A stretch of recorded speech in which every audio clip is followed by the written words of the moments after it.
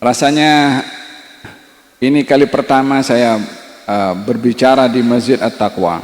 Walaupun bukan pertama kali masuk ke masjid ini, dulu masih kecil, suka main di alun-alun sini, dan juga sholat Jumat di Masjid At-Taqwa pun juga pernah waktu masih remaja, walaupun sekarang masih muda juga.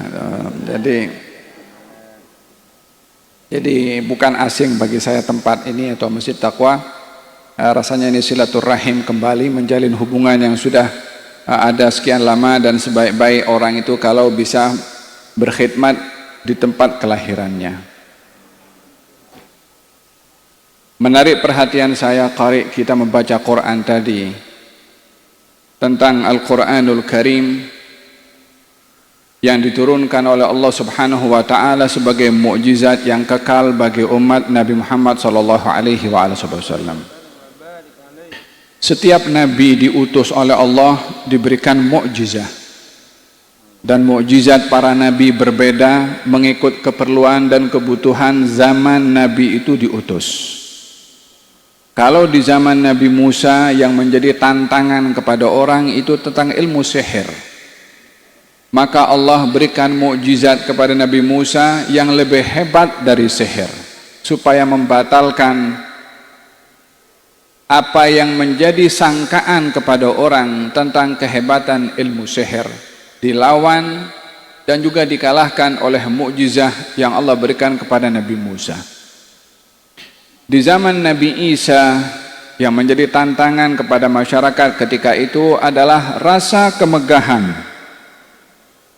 dengan ilmu kedokteran.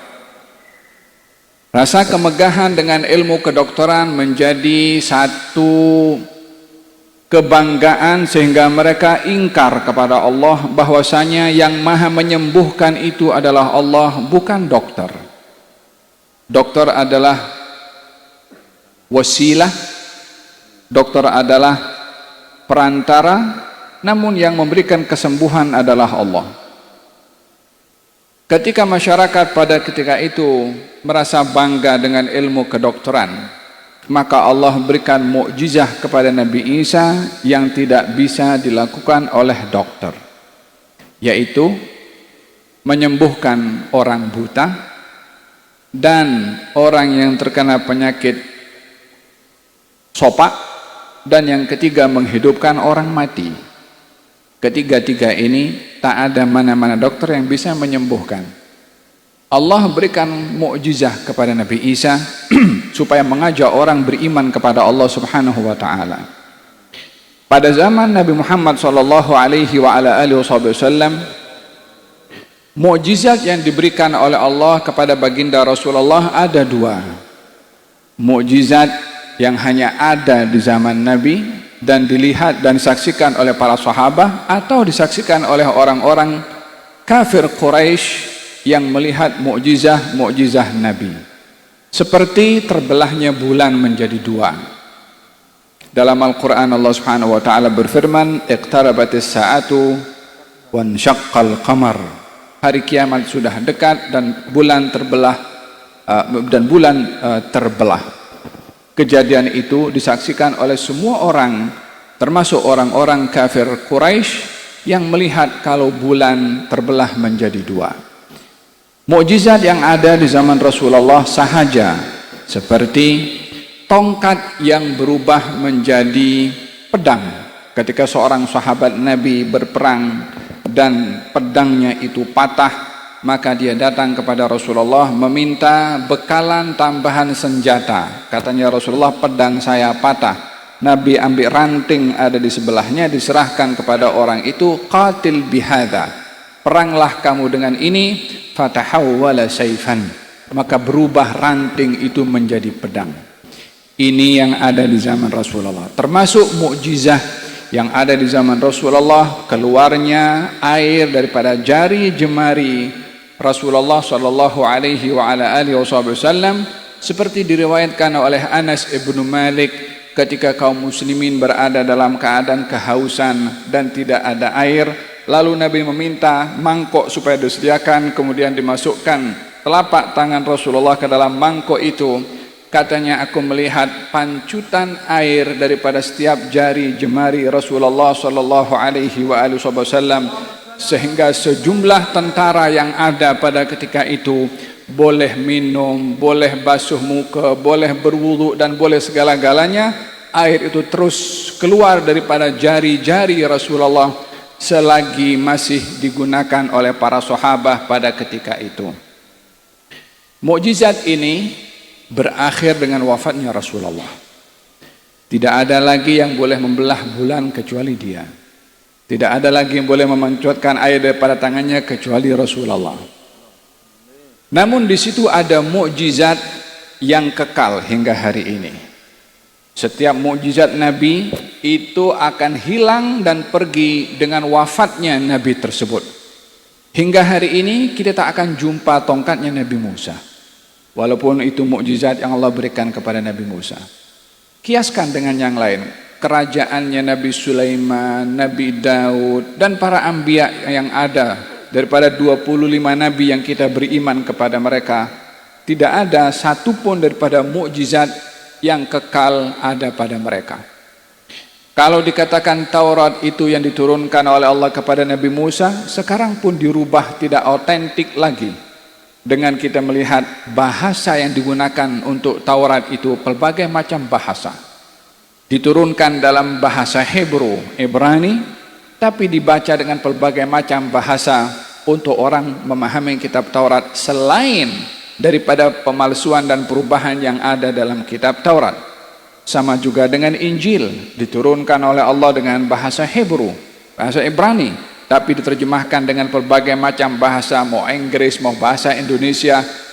Tapi kita tidak pernah dapat ada orang merubah Al-Quranul Karim daripada bahasa Arab kepada bahasa yang lain. Yang ada terjemahan, tapi tidak ada orang sembahyang jadi imam dengan nama Allah yang Maha Pengasih lagi Maha Penyayang, yang dibaca Bismillahirrahmanirrahim, walaupun bahasa itu bukan bahasa kita. Walaupun bahasa itu mungkin orang yang baca tidak faham. Tapi kenapa kita baca Al-Quran dengan bahasa Arab? Karena Al-Quran itu bukan kitabnya orang Arab. Quran itu kitab agama. Bahasa Arab itu berubah daripada bahasa bangsa Arab kepada bahasa agama karena Allah memilih Quran, wahyu dengan bahasa Arab. Maka terangkat nilai bahasa yang awalnya menjadi bahasa satu bangsa menjadi bahasa agama yang ia mesti dipelajari oleh semua bangsa. Kalau tidak, untuk apa dihantarkan dari Indonesia belajar di Al-Azhar University, ambil jurusan tafsir dan dibahas itu dengan bahasa Arab. Juga yang daripada Afrika, yang daripada Habasyah, semua kalau mengkaji Al-Quranul Karim dan membaca mesti dengan bahasa Arab. Itu salah satu mukjizah yang terlalu jelas akan Al-Quranul Karim, yang dimana saja dibaca ia tetap dengan bahasa Arab dan bukan bahasa kita. Dan tidak ada perubahan pada maksud dan artinya. Ya, semakin berkembang penafsiran itu, ya. Mengikut perubahan zaman, ya. Yang berkembang, yang meluas tafsirannya. Tapi Qur'annya tetap Bismillahirrahmanirrahim, tak ada rubah. Bismillah itu menjadi kepada Basmallah atau tak. Ia barisnya, harakatnya seperti turun kepada Rasulullah hingga hari ini. Dibaca seperti turun kepada baginda Rasulullah dan tidak ada perubahan sama sekali. Ayat yang dibacakan tadi, "Lau anzalna hadzal Qur'an ala jabalin la ra'aitahu khashi'an mutasaddian min khasyatillah." Kalau Quran ini kami turunkan, disebutkan oleh Allah Quran diturunkan karena catatan Al-Quran itu ada di Lauhil Mahfuz. Diturunkan oleh Allah ke langit yang dekat dengan dunia, namanya Baitul Izzah. Sayyidina Abdullah ibnu Abbas meriwayatkan kalau Quran ini diturunkan daripada Lauhil Mahfuz ke Baitul Izzah di langit yang dekat dengan bumi, turun kepada baginda Rasulullah mengikut keperluan dan keadaan selama 23 tahun kenabian Nabi Muhammad sallallahu alaihi wasallam. bermula daripada turunnya ayat Iqra sampailah akhir hayat Rasulullah sallallahu alaihi wasallam yang di dalamnya ada lebih kurang 6.666 ayat terdiri daripada 114 surat. Umur Al-Quran ini sampai sekarang 1450 lebih daripada kenabian Nabi Muhammad sallallahu alaihi wasallam. Mahu di Afrika, itulah yang kita baca di sini. Mahu di Eropa, itu yang kita baca juga di sini. Mau di mana? Tidak ada perubahan akan Al-Quranul Karim. Ini mukjizah yang kekal ditinggalkan oleh baginda Rasulullah sallallahu alaihi wasallam untuk umatnya sepanjang zaman. Apa yang menghubungkan kita dengan baginda Rasulullah kalau bukan melalui Al-Quranul Karim? Apa yang kita tahu daripada acara yang kita adakan pada hari ini dan Quran yang kita baca mengimarahkan rumah Allah kalau bukan ia adalah perintah Allah di dalam Al-Quranul Karim, sehingga Al-Quranul Karim menjadi rujukan kepada setiap umat sepanjang zaman di mana saja mereka berada. Quran adalah surat, email yang dihantar oleh Allah Subhanahu wa taala kepada umat manusia melalui Nabi Muhammad sallallahu alaihi wasallam. Lau anzalna hadzal Qur'an. Quran ini diberi nama Quran karena dua hal. Yang pertama daripada kata qara'a, yaitu membaca. Yang kedua daripada kata al-qar'u, himpunan. Quran itu diberi nama Quran yang artinya bacaan karena Al-Quran diturunkan oleh Allah Subhanahu wa taala untuk dibaca. Akan tetapi kita tidak boleh memahami Al-Quranul Karim sebagai kitab bacaan tanpa kita paham. Karena Allah suruh kita baca bukan sekedar baca, tapi disuruh baca dengan nama Allah. Iqra bismi rabbik. Baca ini Quran, tapi bukan sembarang baca seperti baca koran atau baca surat kabar atau baca majalah. Bismi rabbik, dengan nama Tuhanmu. Baca Quran mengikut apa yang Allah mahukan kamu paham pada Quran yang diturunkan oleh Allah. Baca Quran dengan penghayatan karena Allah turunkan Quran untuk kamu hayati. Baca Quran seperti mana Allah mahu Quran dibaca untuk kamu bertadabbur. Tidak boleh kita baca Quran sekedar bacaan tanpa ada penghayatan. Karena Quran itu kitab bukan hanya dibaca untuk dapat pahala, tapi kitab memberi ilmu, kitab memberi petunjuk, kitab mendidik, kitab mentarbiyah, kitab membimbing dalam urusan kita keseharian dalam apapun juga.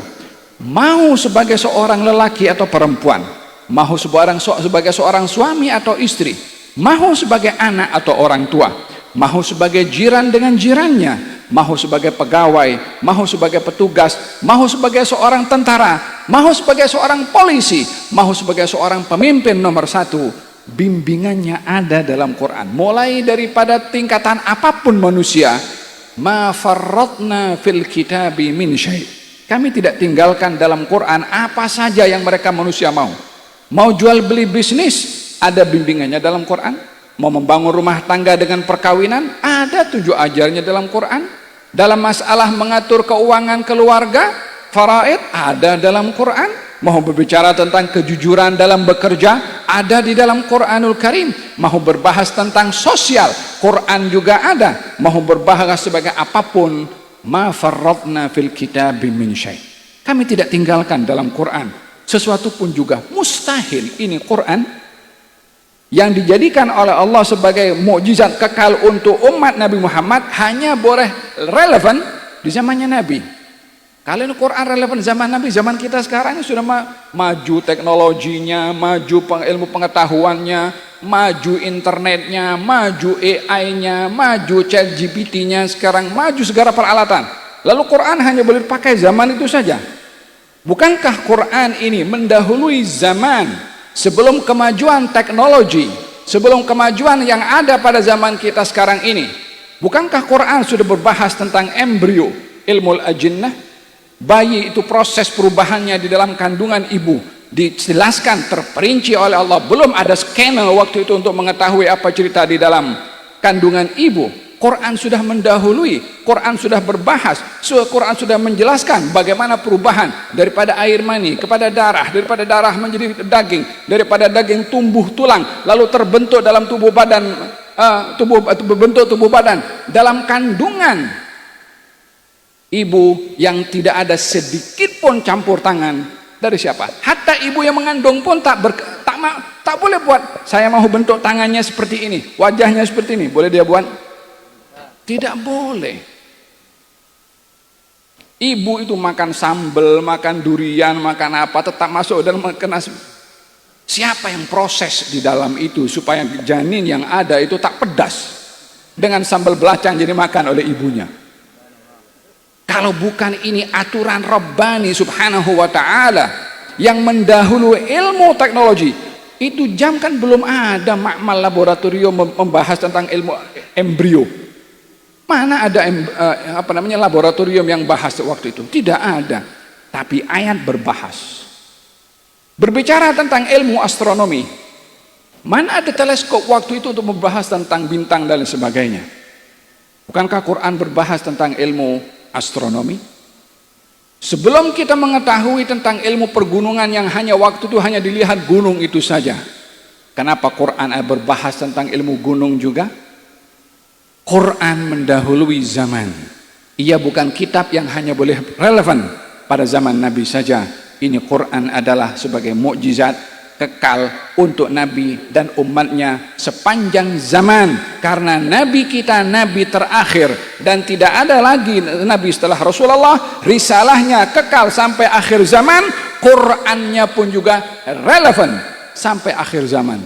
Cuma orang Islam tidak boleh tidur. Tidak boleh jadikan Quran hanya dibaca saja. Orang lain akan kaji.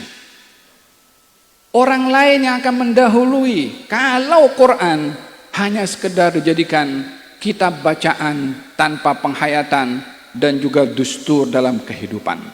Lau anzalna hadzal Qur'ana ala jabalin. Quran diberi nama bacaan atau qira'ah. Yang kedua adalah al-qar'u, himpunan.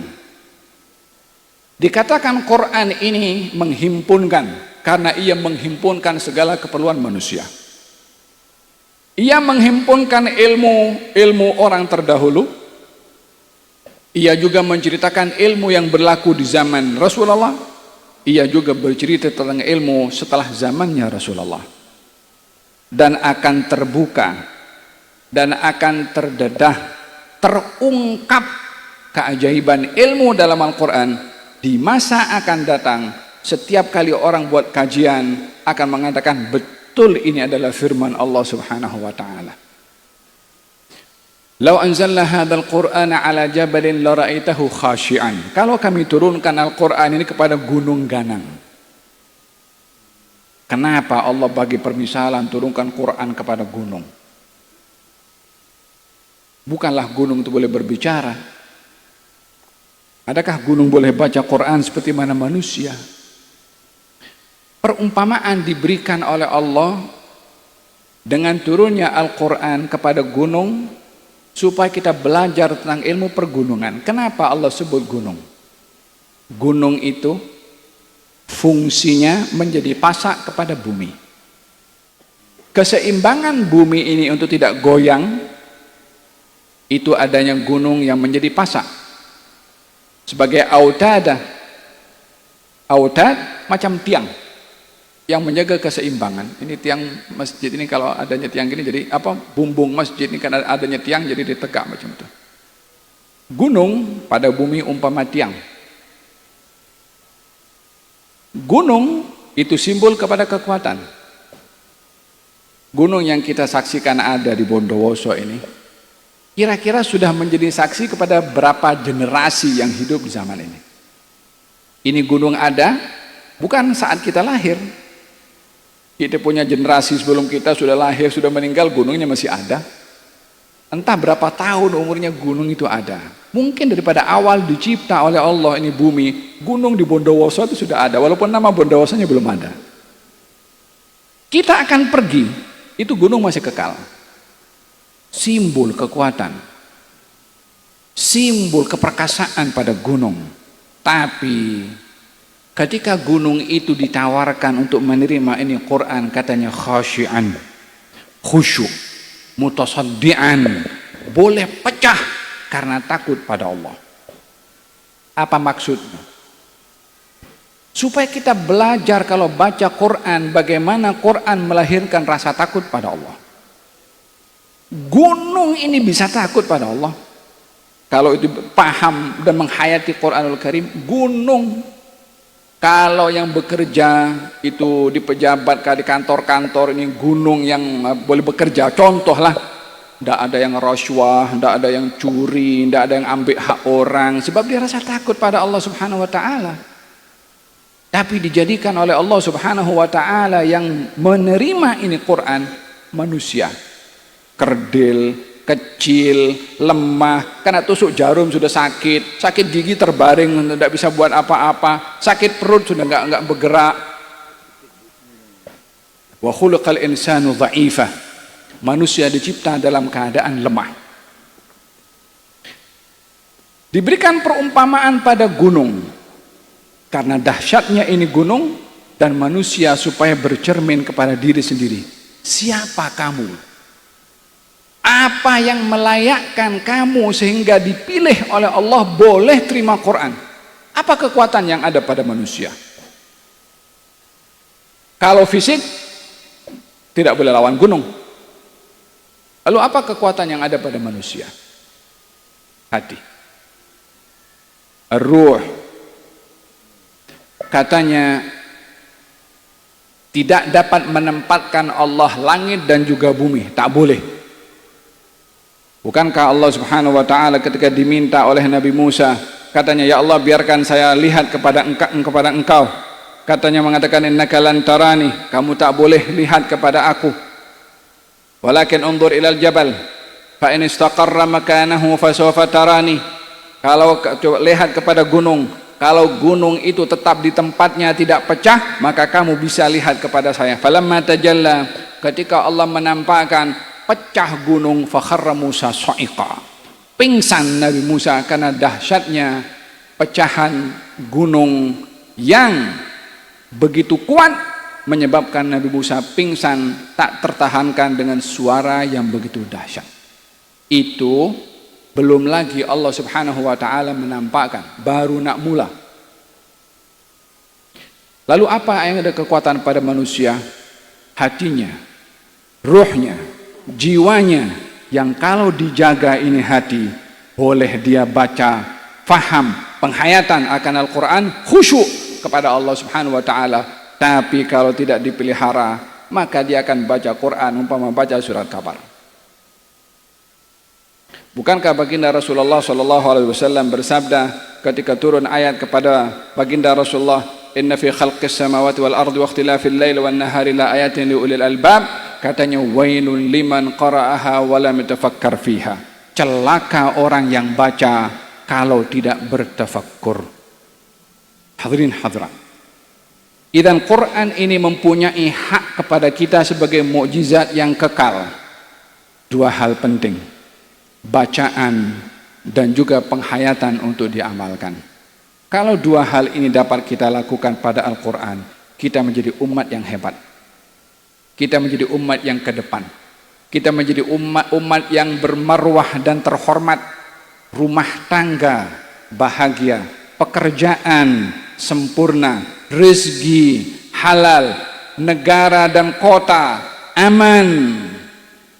Bagaimana tidak, sementara yang kita lakukan apa yang difirmankan oleh Tuhan yang memberikan keamanan, memberikan kemakmuran, memberikan segala keberkatan. Bukankah dia berfirman, walau anna ahlal qura amanu wattaqaw lafatahna alaihim barakatin minas sama'i wal ard.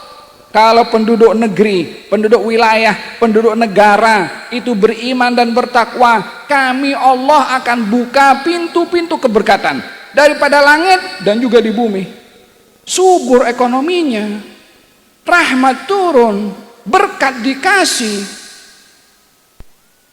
Kalau Qur'annya diamalkan, iman dan takwa tadi. Walakin kadzabu, tapi penduduk negeri itu dusta, menipu, tak mau beriman, maka berlakulah apa yang berlaku di atas muka bumi ini daripada macam-macam musibah disebabkan oleh karena perbuatan manusia. Dhaharal fasadu fil barri wal bahri bima kasabat aydin nas. Terjadi kerusakan di atas muka bumi ini, daratan dan juga lautan, karena ulah perbuatan manusia. Dengan demikian kita perlu memahami Al-Quranul Karim mengikut yang menurunkan Al-Quran, yaitu Allah. Untuk kita baca, kita faham dan kita amalkan. Barulah kita menjadi umat yang terhormat, serta umat yang maju, serta umat yang dihargai. Tempat yang paling baik untuk kita praktekkan Quran di 3 tempat. Kita di atas muka bumi ini ada 3 rumah yang perlu kepada Al-Quranul Karim. Rumah yang pertama, masjid. Rumah yang kedua, rumah kita. Rumah yang ketiga adalah hati kita. 3 rumah. Kita ingin pulang daripada masjid takwa ini, kita jaga kita punya rumah. Bukan rumah kita jaga dengan adanya alarm atau security guard yang jaga di sana. Kalau ada pencuri masuk boleh berbunyi alarmnya. Bukan itu. Kita perlu jaga rumah kita daripada musuh yang kita tidak nampak. Daripada bahaya yang tak perlu ketuk pintu untuk masuk kita punya rumah. Bahkan kita tidak menyadari dahsyatnya musuh yang masuk ke dalam rumah. Kalau kita tidak jaga kita punya rumah, dengan kata lain kita mengatakan ahlan wa sahlan, wahai yang akan menghancurkan rumah saya. Wal'iyadu billah. Rumah yang pertama adalah rumah Allah dalam bentuk bangunan yang kita sedang berada. Allah berfirman dalam Al-Quranul Karim mengenai rumah berupa masjid, fi buyutin adzinallahu an turfa' wa yudhkara fiha ismuh yusabbihu lahu fiha bil ghudwi wal asal rijalun la tulhihim tijaratun wala bai'un an dzikrillah. Di rumah-rumah Allah yang diperintahkan untuk diangkat, yaitu masjid. Diangkat maksudnya dibangun. Diangkat maksudnya diimarahkan. Bukan cuma dibangun, tapi makna diangkat imarah. Makna diangkat aktivitinya itu macam-macam. Tadi kita punya takmir masjid memberikan taklimat kepada saya, kalau macam-macam di sini, sosialnya ada, pendidikannya ada, Qurannya ada, selain daripada sholat 5 waktu yang sentiasa dilakukan di Masjid At-Taqwa ini. Kita harapkan masjid adalah senantiasa makmur. Tapi yang diran dengan masjid ini kena datang. Jangan imamnya saja dengan takmirnya saja datang. Ini rumah pertama, masjid. Tahukah apa yang dilakukan oleh Rasulullah ketika Nabi berhijrah kali pertama ke Madinah? Bangun masjid. Tahukah apa yang dilakukan oleh Nabi pada masjid yang dibangun oleh beliau? Salat 5 waktu, ya itu asas. Nabi pernah buat hospital atau rumah sakit di dalam masjid. Tadi takmir pun ketua takmir ngasih tahu kalau di sini pun ada klinik. Ya, dataran Masjid Nabawi dahulu pernah ada kemah yang dibuat untuk merawat para pesakit yang terluka setelah peperangan terjadi. Peperangan Uhud khususnya atau peperangan Khandaq. Ya, dataran masjid menjadi tempat untuk mengobati orang sakit. Di masjid Nabi dahulu ada peruntukan untuk orang datang mengambil makanan korma. Fakir miskin yang ada di Madinah diletakkan di suatu tempat yang boleh mengambil korma yang disedekahkan oleh sahabat-sahabat untuk fakir miskin. Bahkan ada tempat namanya Ashabus Suffah, 70 orang sahabat Nabi yang susah ditampung oleh Nabi di masjid Nabi, tidur di sana dan makanan hasil daripada pemberian sahabat-sahabat Nabi. Saya difahamkan juga di sini pun ada pembagian juga beras. Tadi ketua takmir pun ada maklumkan. Hidup masjid itu dengan macam-macam aktivitas. Yang menarik pada masjidnya Nabi, selain sosial, selain pendidikan, ia menjadi tempat untuk merubah orang dari tidak suka masjid kepada suka masjid. Merubah orang daripada fasik menjadi taat, merubah orang daripada tak berakhlak baik menjadi berakhlak baik. Itu fungsi masjid juga. Datang seorang badui ke masjid baginda Rasulullah SAW, mohon maaf, dia angkat sarungnya dan dia buang air kecil di sudut masjid Nabi. Masjid termulia kedua setelah Masjidil Haram. Coba kalau kita di sini ada orang buat seperti itu. Satu masjid bangun itu mungkin motifnya mungkin baik. Ini orang mau mengotori masjid. Ini masjid tempat suci, kita masuk saja buka sandal. Bahkan di depan masjid kadang terus bahwa ini tempat suci, makanya sandal nggak boleh naik. Ini orang, mohon maaf, buang air kecil di masjid Nabi SAW. Sahabat yang ada di hadapan Nabi mau bangun untuk mengusir itu, untuk menghentikan perbuatan si badui. Nabi bilang jangan, biarkan dia selesai dulu. Khawatir itu kalau dihalau kan dari kececeran nanti kemana-mana. Dihalang oleh Nabi, disuruh biar sampai selesai. Selesai, kata Nabi, ambil satu baldi, satu timba, tuangkan di tempat najis itu. Dipanggil itu badui, dekat dengan baginda Rasulullah. Ketika mendekat dengan baginda Rasulullah, kelihatan sahabat-sahabat ini nampak mukanya marah begitu sama badui itu. Kata badui itu, kamu marah sama saya apa salah? Kenapa? Saya buat apa sama kamu? Dia merasa tidak bersalah sebab tidak tahu kalau perbuatan itu salah. Dikasih tahu sama Nabi, wahai saudara Arab, ini ada rumah Allah, tak boleh kamu buat seperti itu. Makanya dia mengatakan, ya Rasulullah, saya tak akan mengulang lagi perbuatan saya itu. Kemudian dia angkat tangan, berdoa kepada Allah. Karena lihat sikapnya Nabi yang lemah lembut, menegur. Ini kan insaf karena teguran Nabi yang lembut tadi. Coba kalau dipukul, coba kalau dihalau, coba kalau ditendang. Kan tanpa dia bertambah marah dia dengan, mungkin dia akan siwak ini masjid untuk masuk ke dalamnya, gara-gara kalau tidak disikapi dengan sopan dan betul mengikut cara Nabi melayan untuk merubah orang daripada tidak berakhlak kepada yang berakhlak. Tanda terima kasih itu badui, dia doakan Nabi. Katanya, ya Allah, ampunkan dosa saya dan Muhammad. Yang lain sahabatnya jangan kau kasih ampun. Tahu apa sebab itu badui berdoa demikian? Sebab dia merasa disakiti dengan sikap para sahabat yang marah kepada dia pada perbuatan yang dia tidak tahu kalau itu perbuatan itu salah. Ditegur sekali lagi oleh Nabi, kalau kamu berdoa jangan khususkan, tapi doa untuk semua orang. Ini kan ta'lim, ini kan mendidik, ini kan merubah orang. Itu misi pada masjid, bagaimana merubah orang tidak berakhlak menjadi berakhlak, tidak berpendidikan menjadi berpendidikan, daripada orang yang bodoh menjadi orang yang berilmu. Fungsi masjid sosial, pendidikan, salat, macam-macam aktivitas gotong royong yang ia adalah menggabungkan masyarakat untuk bersilaturahim, bersaudara, dan tidak memisahkan satu dengan yang lain. Katanya kalau kamu masuk masjid dan kamu membawa senjata pedang, pastikan senjata itu ada dalam sarungnya. Kalau kamu masuk masjid membawa anak panah, pastikan itu yang tajam pada anak panahnya berada di bawah situ, supaya tak menyakiti orang Islam yang lain. Masjid tempat aman, masjid tempat untuk mesra, masjid untuk silaturahim, masjid bukan memecah belah, masjid bukan untuk mengusir orang, masjid bukan membedakan, oh yang taat saja boleh masuk, yang maksiat tidak boleh masuk masjid. Kapan dia mau insaf? Siapa yang akan tugaskan untuk membetulkan orang yang seperti tadi?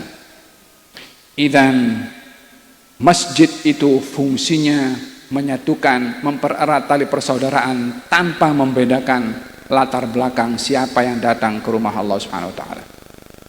Ini rumah Allah yang pertama. Rumah Allah yang kedua adalah rumah kita. Kenapa rumah ini, atau rumah ini ada tiga? Yang pertama rumah Allah, yang kedua adalah rumah kita, yang juga perlu kepada Al-Quranul Karim. Rumah Allah dibaca di Al-Quran, sholatnya, tadarusnya. Tadarus bukan Ramadan saja, setiap saat. Itu kalau di zaman dahulu masjid-masjid itu ada yang khatam Quran 3 hari sekali, ada yang khatam Quran 7 hari sekali. Ikut kegiatan yang dibuat oleh pihak pengurusan masjid itu. Yang penting masjid mesti makmur, masjid mesti mesra dengan orang-orang yang berkunjung ziarah. Katanya dalam hadis, orang yang berwudu daripada rumahnya datang ke rumah Allah, maka dia berziarah kepada Allah. Maka berhaklah yang berziarah untuk dilayan oleh Allah. Yang bertugas di masjid menjadi wakil kepada Allah untuk melayan tetamu-tetamunya Allah Subhanahu wa taala. Masjid bukan rumah kita, rumah Dia Subhanahu wa taala. So kita layan semua orang sesuai dengan macam mana Allah melayan kepada hambanya. Dengan demikian orang yang datang gembira, lapang, tak merasa diasingkan, karena ia tahu layanan diberi adalah yang the best. Bukan hanya bintang 5 saja hotel layanan bagus, masjid kena mesti bintang 10. Yang kedua rumah untuk kita jaga adalah rumah kita. Zaman ini baginda Rasulullah SAW bersabda, masa melihat daripada safar, melihat rumah-rumah di Madinah, katanya, saya melihat bahwasanya fitnah akan masuk ke rumah-rumah kamu seperti mana air hujan yang turun. Hujan turun itu tidak dapat dihalang oleh mana-mana lubang yang ada dalam rumah. Kalau rumah itu terbuat daripada pelepah korma, dia akan masuk ke dalam juga. Masjid Nabi dahulu itu bumbungnya, atapnya itu pelepah korma. Kalau hujan, tanah itu juga basah. Kalau Nabi sujud akan kesan ada tanah pada dahi baginda Rasulullah karena air masuk ke dalam. Kata Nabi, fitnah itu akan masuk ke rumah-rumah kamu umpama air hujan. Agaknya fitnah apa yang dimaksudkan oleh Nabi masuk dalam rumah kita? Kalau zaman kita sekarang, apalagi kalau bukan internet. Sekarang sudah kita naik daripada 4G kepada 5G. Daripada dulu perubahan kan, dulu orang pakai kaset, kalau video tuh kasetnya besar, kemudian berubah kepada CD, CD sudah tidak laku, kembali kepada USB, USB sudah tidak laku, tutup kilangnya semua. Informasi yang kita ingin cari hanya ada dalam kita punya tangan ini. Tergantung siapa yang guna.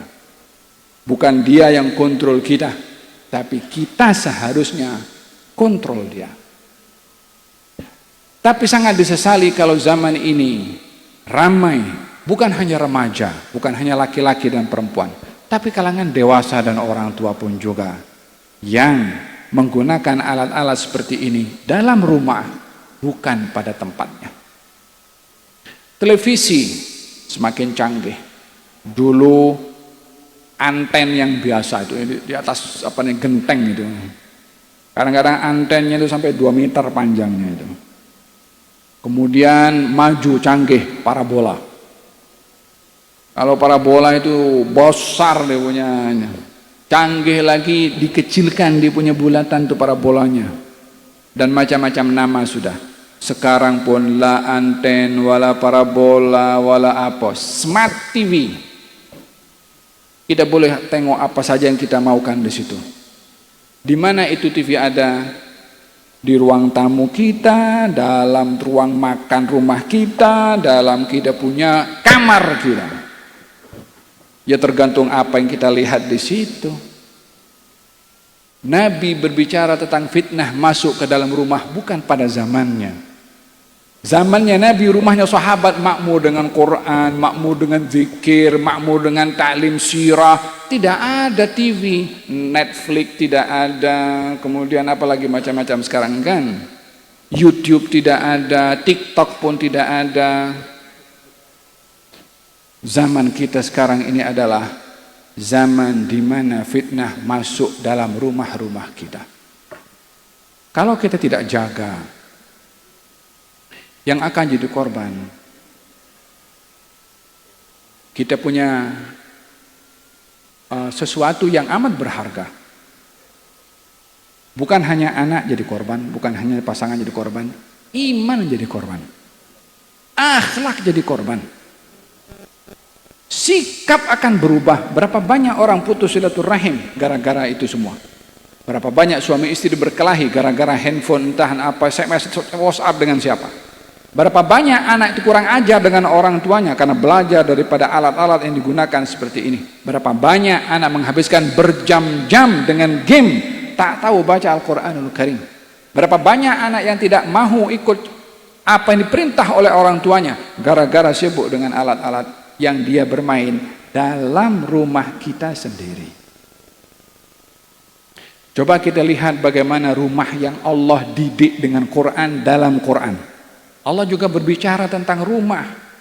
Bukan hanya rumahnya Allah dibicarakan, rumah kita dibicarakan oleh Allah Subhanahu wa taala. Apa kata Allah tentang rumah kita ini? Dicari rumah terbaik di atas muka bumi ini, rumahnya Rasulullah sallallahu alaihi wasallam. Apa katanya? Wadhkurna ma yutla fi buyutikunna min ayatillahi wal hikmah. Innallaha kana latifan khabira. Hai istri-istri Nabi, bacalah di rumah-rumah kamu daripada ayat-ayat Allah dan juga hikmah sunnah Rasulullah. Sesungguhnya Allah maha lemah lembut dan juga maha mengetahui. Ini rumahnya Nabi ini. Yang punya rumah kan Nabi. Quran turun kepada Nabi. Itu pun juga Quran masih disuruh dibaca di rumah orang yang menerima Quran. Quran disuruh baca di rumahnya Rasulullah yang beliau itu sebagai insan yang menerima Quran. Walaupun turun pada beliau, disuruh baca kepada istri-istrinya. Baca. Dengan dua makna yang saya sebutkan tadi. Bukan baca hanya dapat pahala, baca penghayatan juga tetap berserta amal. Tidak cukup disuruh baca Quran, disuruh baca hikmah, sunnahnya Rasulullah, sirahnya Rasulullah. Itu istri Nabi kan hari-hari tengok Nabi.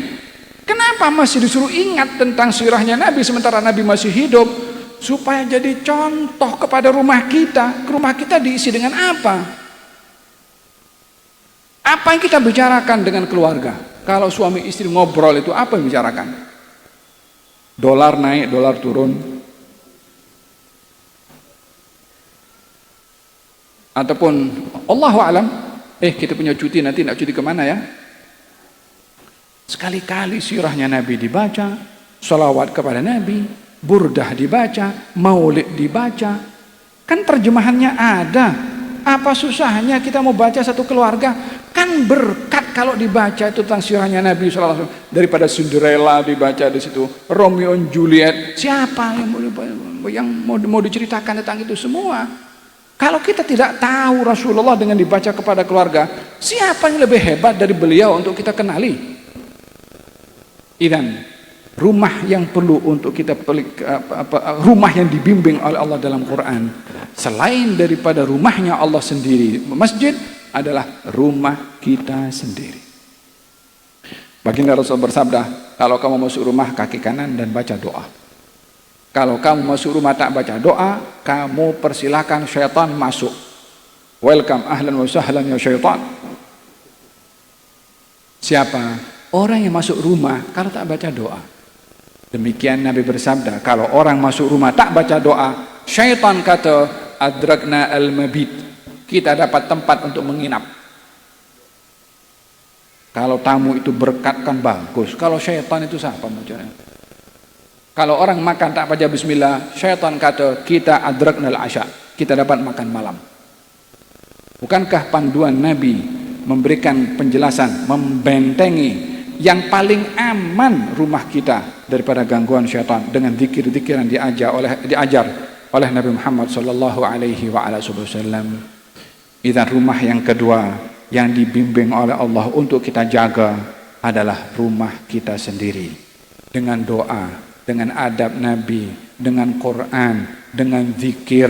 Al-baitul ladzi yuqra fihi al-Quran yatara'a li ahli as-sama' kama tatara'a an-nujum li ahli al-ard. Rumah yang dibaca di dalamnya Al-Quran akan nampak cahaya rumah itu oleh penduduk langit, malaikat, seperti mana nampaknya cahaya bintang oleh penduduk bumi.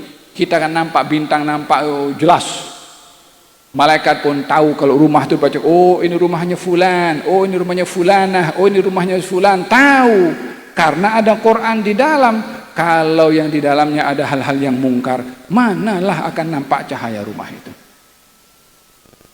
Yang terakhir penutup, rumah yang perlu kita jaga, dan ini adalah rumah yang paling penting, yang paling menentukan nasib bahagia atau celaka, selamat atau binasa, adalah hati kita. Ini pun rumah juga. Ini hati, rumah, bukan untuk menempatkan kursi seperti mana rumah kita, bukan untuk menempatkan karpet seperti mana dalam rumah Allah Subhanahu wa taala, tapi ingin ditempatkan di sini rasa khusyuk kepada Allah, takwa kepada Allah, tawadhu karena Allah, ikhlas dalam beribadah karena Allah, tidak buruk sangka pada orang karena Allah, tidak mengumpat dan ghibah karena takut pada Allah, tidak sombong karena takut pada Allah. Ini rumah kita. Sombong, ria, buruk sangka, mengumpat, merendahkan orang, umpama sampah yang mengotori rumah atau penyakit yang lebih berbahaya daripada kanker pada tubuh badan. Ini penyakit semua. Penghujung yang paling yang akan membawa musibah kepada seorang daripada penyakit yang zahir, mati. Hatta orang tak kena penyakit pun juga mati. Orang kena kanker mati, yang tak kena mati juga. Tapi kalau penyakit ini hasad, dengki, sombong, ria, takabur, ini penyakit bukan mematikan, tapi ini penyakit membawa kepada kebinasaan dan kepada nerakanya Allah Subhanahu wa taala. Ini penyakit boleh menggagalkan pahala ibadah yang dilakukan. Jadi ini penyakit resikonya amat besar di akhirat nanti kalau itu dipelihara dalam kita punya hati. Oleh sebab itu Allah berfirman dalam Al-Quranul Karim tentang rumah dalam hati ini, qad aflaha man zakkaha wa qad khaba man dassaha. Akan beruntung orang yang menjaga hati dan jiwa dan membersihkannya, dan akan rugi dan binasa orang yang dia mengotori hati dan jiwanya. Membersihkan hati daripada sifat-sifat mazmumah, mengisi hati dengan sifat-sifat mahmudah, itulah penjagaan rumah dalam hati dan jiwa yang perlu kita lebih dahulukan dan berikan prioritas dalam menjaga rumah. Ingat, kita ada 3 rumah yang perlu kita jaga. Rumah Allah, rumah kita, dan juga hati kita. Kita berdoa kepada Allah, mudah-mudahan dalam majelis ini, sementara kita berada di rumahnya Allah dan menjadi tetamu kepada Allah, yang disabdakan oleh Nabi yang sabdanya pasti benar, karena dia bukan berbicara daripada hawa nafsu, dia melakukan wahyu, janjinya benar. Sementara kita menjadi tetamu Allah di rumah Allah dan akan dilayan oleh Allah seperti mana dikatakan oleh Nabi SAW. Kita mohon supaya layanan yang diberi oleh Allah kepada kita adalah kita dibersihkan, kita punya hati daripada noda-noda. Hati kita dibersihkan daripada sifat-sifat mazmumah. Yang kita minta kepada Allah supaya layanan Allah kepada kita dihiasi oleh Allah hati dan jiwa kita dengan ikhlas, dengan takwa, dengan tawadhu, dengan berbaik sangka, dengan mengasihi sesama kita, merahmati sesama kita, tidak merendahkan orang lain, ikhlas dan juga tidak takabur. Dan mudah-mudahan Allah Subhanahu wa taala bersihkan hati kita dan jiwa daripada sifat sombong, daripada sifat takabur, daripada sifat riya, daripada sifat merendahkan, daripada sifat mengumpat dan sifat tamak dan rakus, dijauhkan hasad dengki. Mudah-mudahan hati kita yang merupakan rumah itu dibersihkan oleh Allah Subhanahu wa taala daripada sampah-sampah tersebut, sehingga termasuk daripada orang yang dikatakan oleh Allah, yauma la yanfa'u malun wala banun illa man atallaha biqalbin salim. Di hari tiada akan memberi manfaat harta dan juga anak-anak kecuali yang datang kepada Allah dengan hati yang bersih dan selamat. Moga-moga Allah menjadikan hati kita semua hati yang bersih, hati yang selamat. Muslimin muslimat diberikan hati yang bersih dan selamat. Rumah kita dijaga oleh Allah. Hubungan suami istri amanah, jujur, saling menghormati dan saling memaafkan satu dengan yang lain. Janganlah mendendam sesama kita. Bagaimanapun kita tak sempurna tanpa pasangan kita, dia pun tak sempurna tanpa dengan kita. Dengan demikian jadilah pelengkap suami istri, bukan menjadi pesaing dengan menuntut hak masing-masing, lebih kepada memberikan apa yang menjadi hak kepada pasangan. Mudah-mudahan kita jadikan orang tua yang baik, menjadi contoh kepada anak-anak, dan kalau kita sebagai anak menjadi anak yang baik untuk orang tua, ya arhamar rahimin. Mudah-mudahan masjid ini merupakan rumah Allah, makmur dengan salat berjamaah, dengan khusyuk, dengan ibadah, dengan pendidikan, dengan majelis ilmu, dengan Quran, dengan kebajikan, dengan sosialnya, dengan kliniknya. Mudah-mudahan orang yang datang yang sakit segera sembuh, diobati, dan kalau boleh jangan ada yang sakit, sudah sembuh semua insyaallah ya rabbal alamin.